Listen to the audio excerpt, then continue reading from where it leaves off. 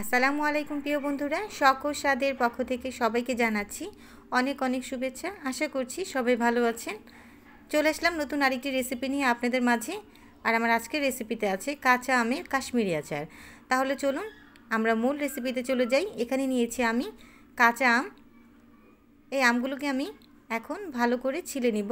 আমগুলোকে আমি ধুয়ে নিয়েছিলাম। আম ছেলা একটু কষ্টের কাজ, একটু ধৈর্য নিয়ে সময় নিয়ে কাজটা করতে হবে।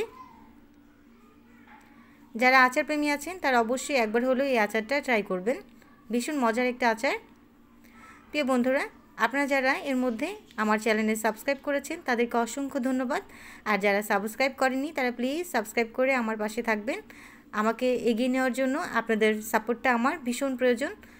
আমাকে সাপোর্ট করবেন আর এভাবে আমার পাশেই থাকবেন। আমি এক এক করে আমগুলো ছিলে নিচ্ছি। আমার আমগুলো ছিলা হয়ে গেছে। দেখুন বন্ধুরা, আমগুলো ছিলে নিয়েছি। এখন আমি কেটে নিব। এভাবে লম্বা লম্বা স্লাইস করে কেটে নিয়েছি। খুব বেশি পাতলা করিনি আর খুব বেশি মোটাও করিনি। কাশ্মীরি আচার তৈরি করার জন্য এখানে আমি নিয়েছি 5 থেকে 6টা শুকনো মরিচ, শুকনো লাল মরিচ। এই মরিচটাকে আমি কেচি দিয়ে কেটে নিব ছোট ছোট করে।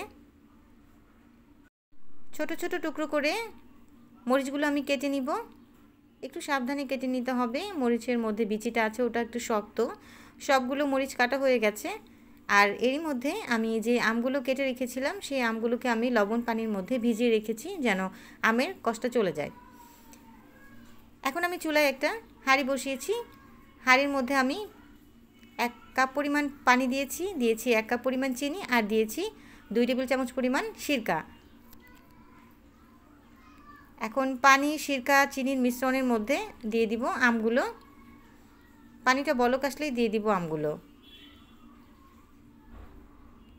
সবগুলো আম দিয়ে দিচ্ছি আমি।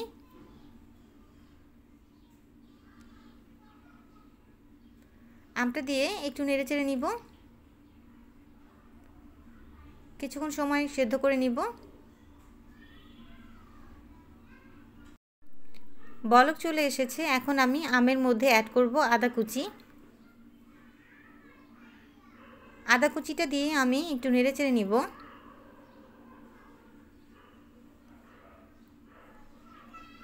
আমটা সেদ্ধও হয়ে গেছে। আমের মধ্যে এখন অ্যাড করব আধা কাপ পরিমাণ চিনি।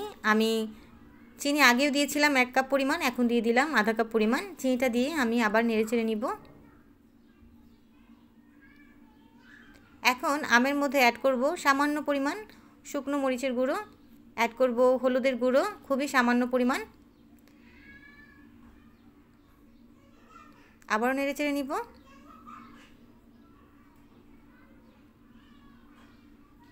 এখন অ্যাড করব শুকনো মরিচগুলো, যেগুলোকে আমি আগে কেটে রেখেছিলাম। মরিচগুলো দিয়ে আরেকটু নেড়েচেড়ে নিব।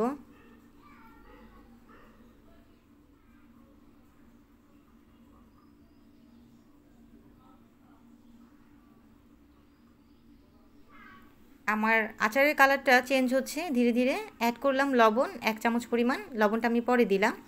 আগে লবণ দিয়ে দিলে আচারটা গলে যায়, নরম হয়ে যায়, তাই আমি লবণটা একটু পরে দিলাম। লবণটা দিয়ে একটু নেড়েচেড়ে নিব। খুব বেশি নাড়া যাবে না, তাহলে ভেঙে যাবে বা নরম হয়ে যাবে। এখন অ্যাড করলাম ফুড কালার। ফুড কালারটা দিলে আচারের আসল কালারটা আসে আর দেখতে অনেক ভালো লাগে। আমি হলুদের গুঁড়ো, মরিচের গুঁড়ো খুবই কম দিয়েছি। এখানে আমি কালারটা অ্যাড করব তাই। আর মরিচ তো দেওয়াই আছে, তাই ঝালটা একদম পারফেক্ট হবে। আপনারা চাইলে কালারটা দিতেও পারেন, নাও দিতে পারেন। আমি এভাবে আরও 1 মিনিট রান্না করে নিব আচারটাকে।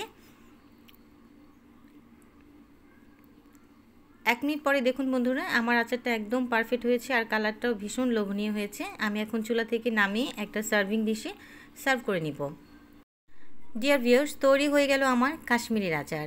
এই আচারটা দিয়ে পোলাও, ভাত, খিচুড়ি খেতে ভীষণ ভালো লাগবে। আর যারা আচার প্রেমী আছেন তারা তো এমনিতেই অনেকটা খেয়ে নিতে পারবেন। প্রিয় বন্ধুরা, আমার আজকের এই রেসিপিটা যদি আপনাদের ভালো লাগে তাহলে অবশ্যই আমার চ্যানেলে like, comment, share and subscribe করবেন।